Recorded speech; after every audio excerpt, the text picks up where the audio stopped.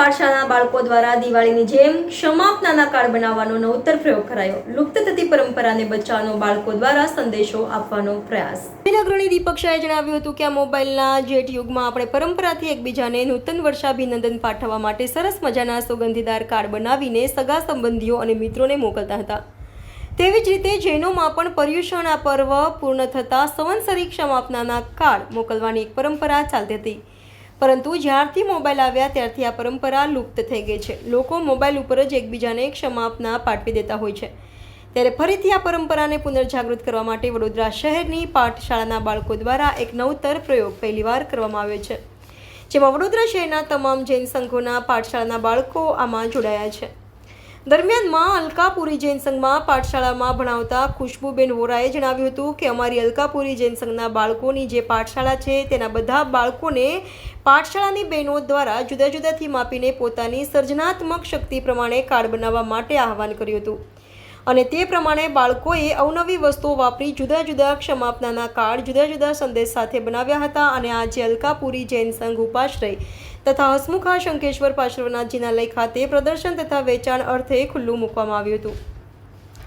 આ અંગે સંઘના ટ્રસ્ટી જીઆરડી શાહે આચાર્ય પૂર્ણચંદ્રસાકર સુરીશ્વરજી મહારાજાની નિશરામાં જાહેરાત કરી હતી.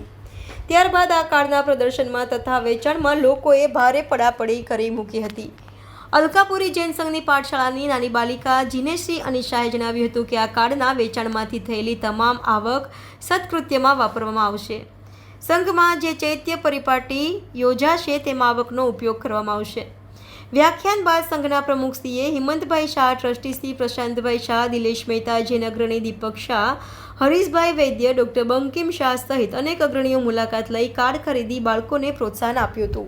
અલકાપુરી શ્રી સંઘની જે બરોડા પાઠશાળા છે એના નાના નાના બાળકોએ સરસ મજાના કન્સેપ્ટ સાથે, જેમ આપણે દિવાળીમાં કાર્ડ લખીએ છીએ, જૈન લોકો પર્યુષણા પર્વમાં સંવત્સરી પ્રતિક્રમણ કરે ત્યારે બધાને ક્ષમાપના કરતા હોય છે અને પછી આવું કાર્ડ લખતા હોય છે. જેમ દિવાળીમાં કાર્ડ લખીએ છીએ એવી જ રીતના આ પ્રકારના કાર્ડ એ બધા જ લોકો જૈન લોકોને લખતા હોય છે. આ વખતે એક સરસ મજાનો નવતર પ્રયોગ કર્યો છે, કેમ કે હવે કાળનો જમાનો ગયો, લોકો ઓનલાઈન જ કરતા હોય છે. આપણી સાથે પાઠશાળાની બાળિકા જીનેશ્રી છે. આપણે જીનેશ્રીને પૂછીએ આ વિચાર કેવી રીતે આવ્યો અને આની અંદર કેવા કેવા પ્રકારના કાર્ડ બનાવ્યા છે, કેવા કેવા સંદેશા તમે લોકોને આપ્યા. જીનેશ્રી, મારો આઈડિયા અમારે જે બીપીએસ જે બરોડા પાઠશાળા સંગઠન જે ચાલી રહ્યું છે એમાંથી આઈડિયા લેવામાં આવ્યો છે. આપણી જે પહેલાંની જે સંસ્કૃતિ હતી, જે ક્ષમાપના, પહેલાંના જમાનામાં મોબાઈલ નહોતા તો સૌ પોતાના હૈયાથી આવી રીતે પોતાના અક્ષરોથી લખીને બીજાને આપતા હતા અને ક્ષમાપના આપતા હતા. તો એવી રીતે હવે આપણે આજના જમાનામાં પણ પહેલાંની સંસ્કૃતિને જાળવવા માટે આ રીતે બરોડા પાઠશાળા સંગઠને વિચાર કર્યો હતો કે બરોડાના જે પાઠશાળાના નાના નાના બાળક અને બાળિકા હોય એ લોકો પોતાના જાતે કાર્ડ બનાવે અને વેચે અને બધાને આપે અને લોકોને પણ ખબર પડવી જોઈએ કે ક્ષમાપણા હોય છે શું, આપણે કેવી રીતે એને ઉજવવો જોઈએ. તો આવી રીતે આ લોકોનો વિચાર હતો.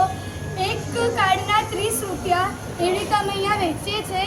દરેક કાર્ડમાં બાળક પોતાના મનની વાત મૂકે છે અને પછી દરેકને વેચે છે. લોકો અમારો ઉત્સાહ વધારવા માટે પણ ઘણા લોકો અહીંયા આવે છે અને પોતાના અમારા કાર્ડ વેચે છે અને બીજાને આપે છે. અને જે રૂપિયા આવે છે એમાંથી અમે લોકો પર્યુષણમાં શંખ પૂજન કરીએ છીએ અને પછી ચૈત્ર પરિપાટીમાં અમે એનો ઉપયોગ કરીએ છીએ. તો ખાસ આપ અમારો ઉત્સાહ વધારવા માટે જરૂરથી પધારજો. કેટલા બાળકોએ આમાં ભાગ લીધો છે જીનેશ્રી? આશરે 15, 20, 25, 30 જણ જેવા બાળકોએ ભાગ લીધો છે. અને આ જે ચૈત્ય પરિપાટીમાં ઉપયોગ કરો ને, તો ચૈત્ય પરિપાટી એટલે શું એ જરાક? ચૈત્ય પરિપાટી એટલે કે આપણે સામૂહિક રીતે પગ પાડે અષ્ટપ્રકારની પૂજાનો સામાન લઈને આપણે પાઠજીના લઈ જતા હોઈએ છીએ. તો એ ચૈત્ય પરિપાટીમાં આવા બાળકો દ્વારા જે રૂપિયા કમાણી થઈ છે એ રૂપિયાથી આપણે નાના નાના બાળકોને સંઘ પટ્ટી બનાવીએ છીએ અને પછી એ લોકોને પણ આ રીતે વરઘોડામાં પગ પાડે 100 બાળકો જોડાય છે અને આવી રીતે આ પર્વ 25 ઉત્સવ અમે લોકો બોલો જીને સાહસ દેવકી જય.